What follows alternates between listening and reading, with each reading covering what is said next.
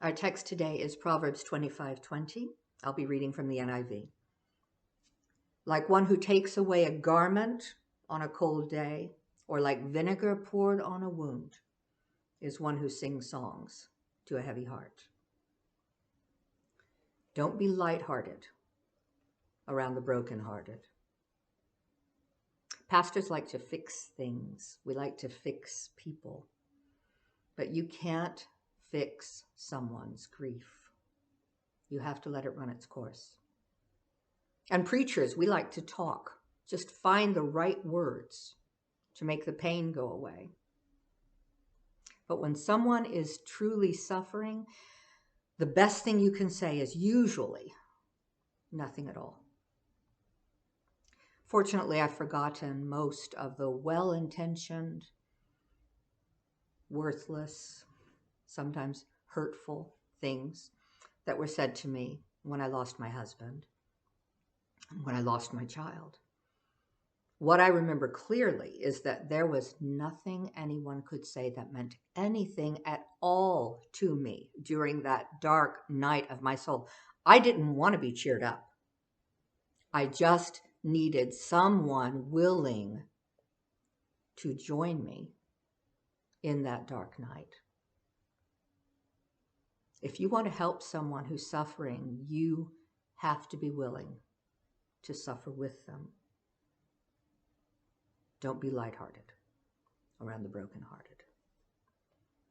The first metaphor Solomon uses is that of taking away someone's coat in cold weather. Well, that seems pretty obvious. I mean, that's the exact opposite of what we should do, right? When it's cold, we add layers. We don't remove them. Solomon is showing us here that trying to cheer someone up, being lighthearted and cheerful around someone who is grieving, is the exact opposite of what we should do. Yet, isn't that often our first impulse? Cheer them up, make it better? No, stop.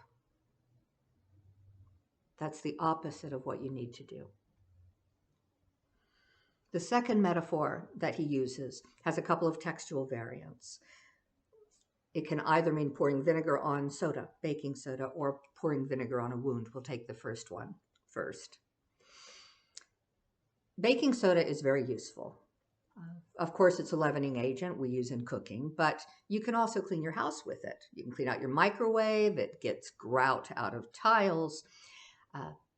You can brush your teeth with it. If any of you are young fathers, your baby gets diaper rash, put a little baking soda in his bath. It's very soothing. There are 1,000,001 uses for baking soda. But baking soda is a base and vinegar is an acid. And when you combine them, they cancel each other out, leaving the baking soda worthless. My kids used to make paper volcanoes, and they would take the baking soda and the vinegar and it fizzes out. They had great fun with it. But you can't use the baking soda again after that. It's gone. It dissipates into gas. It's worthless.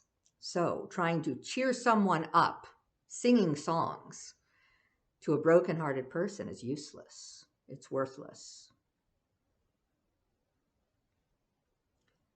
The other variant goes further, pouring vinegar on a wound. Well, that goes beyond just being ineffective, inappropriate, worthless. This means you're actually adding to their suffering. When my husband passed away, several well-intentioned people thought that they could cheer me up by telling me that I was still attractive and I could marry again, as if husbands are replaceable parts. They meant well, but it added to my suffering. My husband was not a replaceable part. He was my soulmate. You don't break one and get a new one. And again, they meant well. We mean well.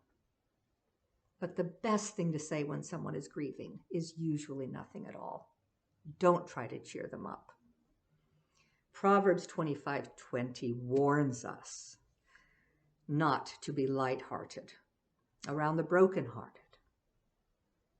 But we're ministers, we want to help. So what then can we do? This tells us what not to do. What can we do? For that, we look to Jesus, our model. He modeled empathy for us. When Lazarus died, Jesus didn't sing songs to Mary and Martha. He wept with them.